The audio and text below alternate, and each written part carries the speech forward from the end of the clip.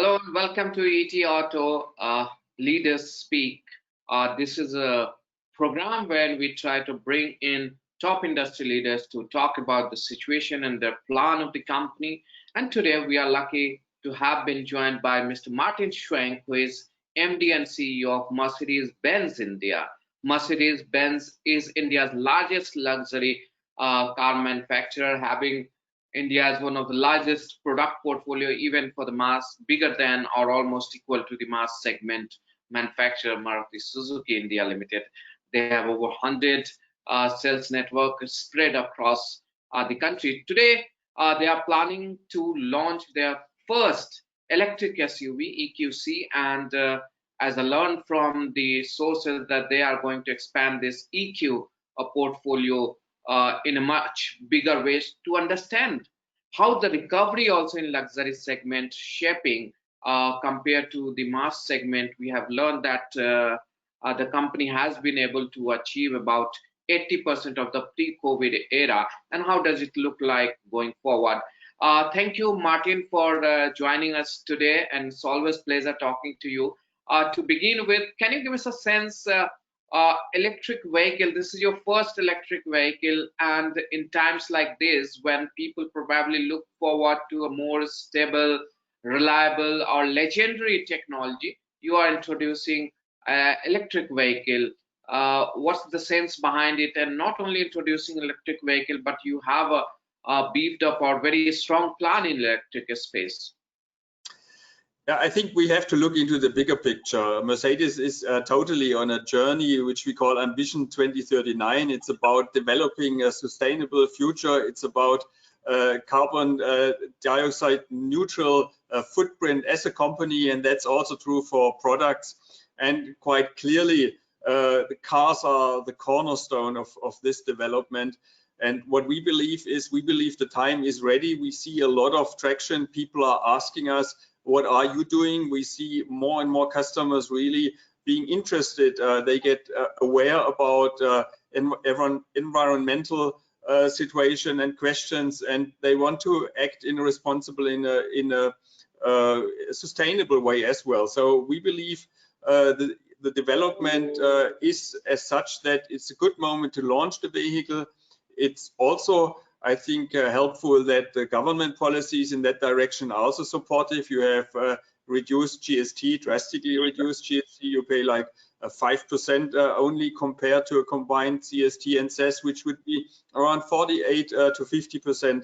So that will definitely help adoption and develop some momentum for electric vehicles. And we want to be the first who offers to the customers a luxury vehicle as a luxury electric vehicle, something that is not available in the Indian market so far. And we think we can get some first mover advantage there as well. I mean, we'll have a lot of open-minded, people who are really interested in taking latest technology. So we believe we have a chance to really set a trend here. Right, Martin, and that reflects from Mercedes' strategy also of late. We have seen you are trying to catch up all the trending technology, be it connected or electric mobility.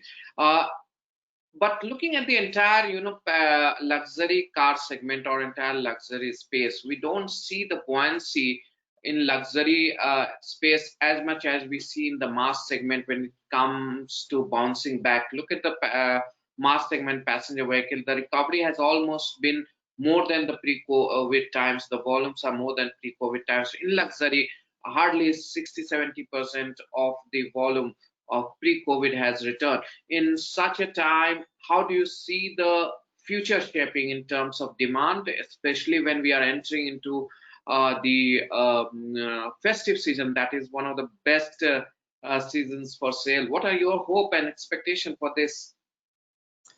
Well, you see me quite hopeful at the moment. I mean, we have had, I think, a quite good September month.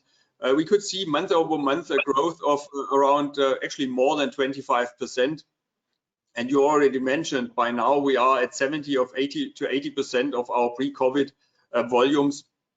That is, I think, considering the overall situation, quite a good development. And now with heading into the festive season, people also want to come back to some level of normalcy. And we see what we had hoped for as well, that our interactions get more frequent, customers are interested, we have showroom traffic, we have online traffic quite in a substantial way. So we have actually quite a positive expectation about now the next quarter. And I'm positive that the festive season will take up this momentum which we have built up, and also give us some good sales there. You know, we all are individuals. We all want to go back to some level of normalcy, and we see that also in the consumer behavior. Maybe it was a little slower in the luxury segment, also because of I mean, most of luxury customers, they have a vehicle, they have a car, they don't have the ultimate need to purchase a vehicle. They can defer a purchase and look into how situations is developing to get an understanding. A lot of our customers are business owners. I mean, they want to understand what their business is doing, and they have had a lot of question marks on their business as well. Now, if you look into overall economic development, say September, there is a lot of indicators which go into the right direction, and that brings also a lot of confidence back, I would believe, into our customer base. So we can hopefully unleash that and use the momentum we're having for the next couple of months. Optimism always plays well. But looking at the GDP number, you talked about economic activities. The GDP number tumbled down historically, you know. And as they say that GDP or economic activity completely reflects on automobile sector as well. It's almost like a barometer of the economic activities that's taking place. Looking at those, we understand that there was unconventional time or unprecedented challenge that came in that brought down the market, completely closed for a long time. That hasn't bearing on the GDP numbers that we saw. But looking at the recovery, do you see, are you convinced, do we have enough you know, change that is happening that will probably speed up the recovery in the economy, and that will reflect in the automobile space also, if they are? I already mentioned, I mean, the fiscal year prognosis obviously is not that strong after the months, say, from April to August. I mean, the slump was substantial, and if you take such a long period with very limited or reduced economic activity, then for sure you have a major impact on the annual situation itself. But you also are aware of developments out of the last couple of weeks. I mean, everyone was satisfied with a strong monsoon. We see a lot of attraction in all areas, also in tier 2, tier 3 cities in terms of development. Again, we see a housing sector, we see purchase manager indices. So if you really look into that, it is maybe too early to say we are out of the woods. Surely we are not, but the trends are positive. The unlock certainly helps. I mean, now we're at unlock 5.0, so that brings a lot of economic activity back as well. So with that, I would think the trend is there and positive, and there is a chance to come back to something which is closer to normal. Of course, it won't be completely normal. I mean, not for us, not for me, not for you, and not for any one of our customers or spectators at the moment. It won't be normal as such, but we want to live as normal as possible life, and I think a lot of that is happening right now. As we see the rebound in a post-COVID era, do you see any kind of change in the market trend, business trend that you had, like certain geographies doing better, certain kind of customers are coming more stronger? Can you give us a sense how market is reacting in this rebound time for you?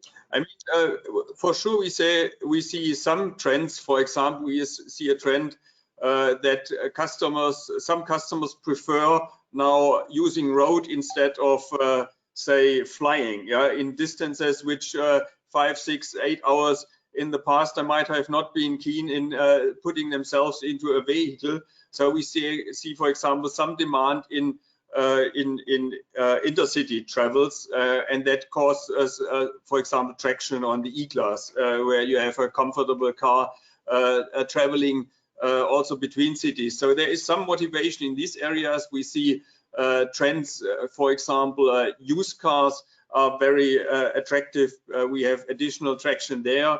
We see trends that are, for example, from a purchasing behavior, say 15 to almost 20% of our monthly sales are now supported by an e-commerce interaction, which is much more than we would have thought even 6 months ago, even though it's more than 6 months that we launched an e-commerce platform to purchase a new or a used car in our system. So there's trends we see there. In terms of markets, I would think I already mentioned that the in the tier 2, tier 3, there's also a lot of say farming activity that gives some boost also to that. But overall, I wouldn't say there's specific pockets I can mention here. Everywhere where the markets opened earlier and faster, we get better traction. Wherever there is an issue about increased COVID and potentially business activity being reduced, or we had to reduce showrooms and dealerships again some months back, that obviously always hampers the development. But overall, I would think the trends are positive in most of the markets. So you pointed out electronic transaction that's happening. The complete transaction is happening online, or they are still coming to showroom to make final payment, or you see some of them are happening completely end to end? Let me say it like this: there's always a level of interaction which is necessary for paperwork and so forth. We have not a completely electrified process, but it doesn't mean you have to come to the showroom. I think there's everything from what I would say an assisted purchase, where there is communication with a sales consultant in an online way, to end-to-end booking is there as well. However, what we consider an online sale is when there is a down payment being a big booking fee being paid online. So it doesn't mean the full car is paid via the online channel. So that's not the case. But you know, if you look into the trends, you still see a lot of lead generation coming out of the online space, and then eventually the booking also being paid online, as customers who come first to the showroom and then they go online, pick a car and take the booking there. So there's everything in that space. So it's not a clear cut like you would maybe order food. Yeah, it is definitely a process which is multi-pronged, but net over it means we see around 15 to 20% of that then really in transacting in terms of booking fee, booking payment. Martin, last 2 years has already been very weak when it comes to sales. How do you see this year ending? Do you think we'll be able to enter the green territory, or will remain in red this year? I mean, it is impossible to achieve a situation this year that is better than last year. That's barely impossible. If you wipe out 3-4 months of sales, essentially, you can never make that up.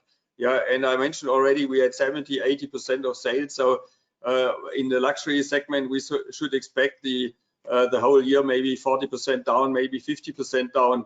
And we will have to, I would still think we can do a little bit better than the segment itself. But of course, the impact is there and it's substantial.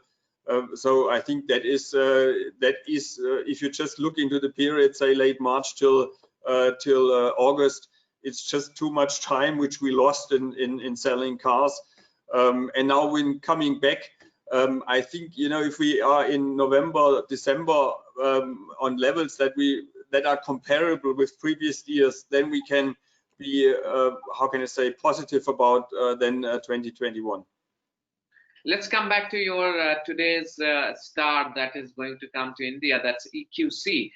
Can you give us a sense, what is your target customer, what's going to be the cost, and how are you going to target your potential customers for this kind of vehicle? What's your volume expectation, and how do you want to expand this electric portfolio going forward? Yeah, I mean, from a target customer, we're really looking at customers who are at the forefront of technological development. We look at customers who are very aware of their ecological footprint, and they're interested in sustainability, and they want to make a point as well. They want to show that they have a green number plate and they're part of the ecological movement here as well. What we really believe, these customers, they want a vehicle which is stylish, which is also very, how can I say, agile. At the same time, they want a real luxury vehicle, and I think that's our main proposition. We offer a luxury, a real Mercedes as an electric car on the road, and that will for sure find its customers. How many, I wouldn't be privy to tell you, but I think, of course, we're not looking into a major volume model to compete with our, say, GLEs also, but I would clearly think it is more than a pure niche, so we will definitely get some reasonable traction there. So that's what I would say at the moment. So how we develop the portfolio will massively also depend on the one hand, what is the framework doing? We're talking about existing advantages in GST, for example, or infrastructure. It also depends on how is the customer adoption. Do we see traction? What is the expectation? What do the customers need from Mercedes as a brand? There's a full lineup of vehicles coming in the next few years. So there will be battery electric vehicles, more than 5 in the next 2-3 years, which are solely battery driven. And we will then also look into which of these cars we will bring to India then, depending on the market development at the same time. Are you looking at some kind of strategic alliance or partnership to ensure, that you weed out all those kind of challenges of infrastructure, charging, etc.? For say infrastructure for charging, we have taken a path that we say we will provide the customer with a wall box, which what we call it, which allows the customer to charge the vehicle at their home or at their office. Say in 10 to 12 hours, it will be fully charged. So an overnight charge is there at home, so it will be readily full every point in time. We also expect that most of the traffic will happen in major metros first, which means then you have a 50 to 100 kilometer movement a day. Then you don't have to charge more often than once or twice a week, with a range which is certified around 450 kilometers, even if it's in real life a little less. That is not a problem for the normal metro commute, but also if you take intercity travel, it's possible in my view to do. So our main that's our main field, but we have also taken care of this concern by fitting out all of our dealerships. We have, as you mentioned already, around 100 points over the country where we have installed charging points, so there is a possibility to charge at the dealers. We have in our GPS system, in the MBUX system, we have put in every available in the country, publicly available DC charging point with the fast charging possibility. So there's more than 100 points you can find if you just search via the normal navigation system. And then within like 40 minutes, you can get to 80% of charge. But of course, it is a developing portfolio. We think we don't have the scale to work on saying infrastructure here in India. I mean, with the number of cars we're looking at, it wouldn't be a viable proposition for us to go into fitting out the country with fast chargers, for example. That we just don't have the volume to do that, quite frankly. So we're looking into what we can do, and that is the strategy I told you. Home charging, it's about dealership locations, and it's about making accessible via our interactive GPS system and navigation system the publicly available charging points.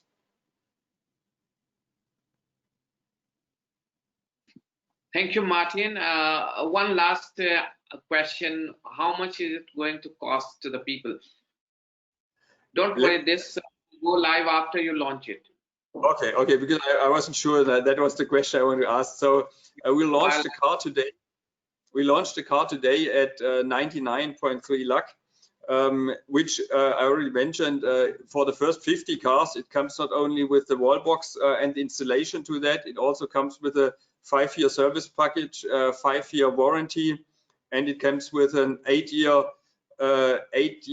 battery warranty. So overall, I think a very good offering, and it gives the customer for many years really worry-free driving. So we believe we are on a very good start here with this vehicle.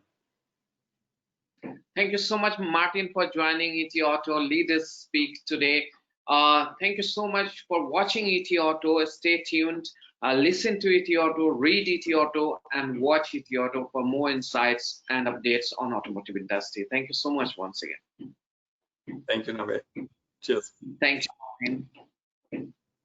Don't worry, it will go live after you launch it. Okay, so it will take time to edit it.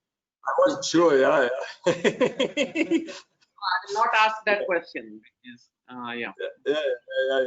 It's okay. Okay. Okay. Shwnek, it's okay. It's fine. Yeah, all good, all good. Thank you so much, Mr. Martin. Thank you, Nabil ji. Thank you. Have a good day then. Thank you. Have a good launch. See you. Bye. Thank you. Cheers, guys. Till next time. Cheers. Cheers. Okay.